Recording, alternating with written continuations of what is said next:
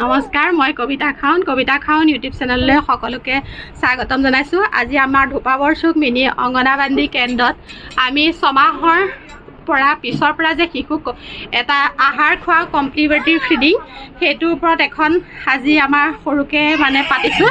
আজি মোৰ অংগনাবাদী কেন্দ্ৰলৈ তিনিজন শিশু আহিছে। তেওঁলোকৰ ইতিমধ্যে ছমাহৰ উকলি 7 মাহত সোমাইছে।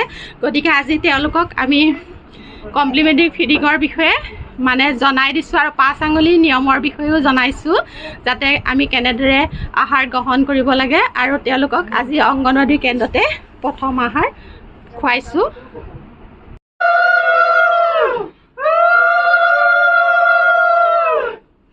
নমস্কাৰ, আজি আমাৰ ধোপাবৰ চুক মিনি অংগনাবাদী কেন্দ্ৰলৈ 3জন শিশু নিমন্ত্ৰণ কৰি আনিছোঁ।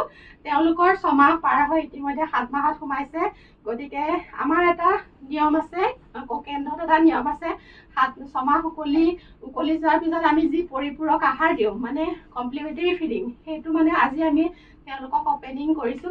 আজি প্ৰথম আহাৰ মুখত দিছোঁ অংগনবাদী, আৰু সেই আহাৰটোৰ পৰাই তেওঁলোকে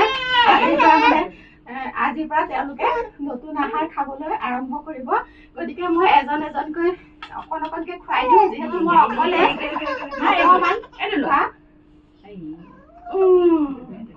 এইখিনি আপুনি এতিয়া খুৱাই দিয়ক।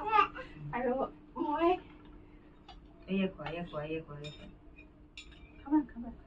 অকণমান খুৱাই দিছোঁ।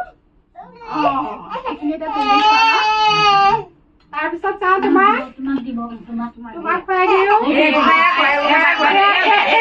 এইপিনে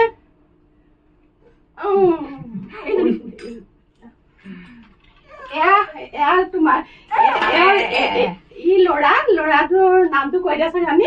ল'ৰাটোৰ নাম জ্ঞানদীপ বৰা, আৰু এই ছোৱালীজনীৰ নামটো কৈ দিয়া। এওঁলোক দুজন কিন্তু টুইন হয়, ই ল'ৰা ই ছোৱালী। আৰু এওঁ আইতাক আহিছে, মাক স্কুললৈ যে গ'ল, সেইকাৰণে আইতাক আহিছে। ছোৱালীজনীৰ নামটো কৈ দিয়ক আপুনি। দিবাংশী। তিনিগৰাকীকে আজি মই আমাৰ কেন্দ্ৰত প্ৰথম আহাৰ খুৱাইছোঁ।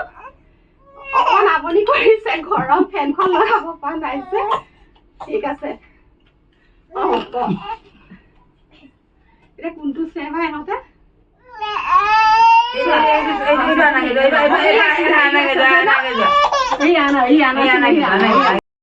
শিশুৰ 6 মাহৰ পৰা যিটো আমি আহাৰ খুৱাম, সেইটো এটা নীতি নিয়মত খুৱাব লাগে।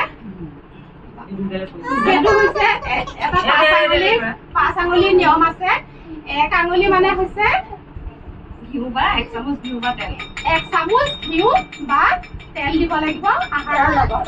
2 আঙুলি হৈছে এটা বাতি আৰু এখন চামুচত সদায় খুৱাব লাগিব। কাৰণ বাতি বেলেগ বেলেগ ললে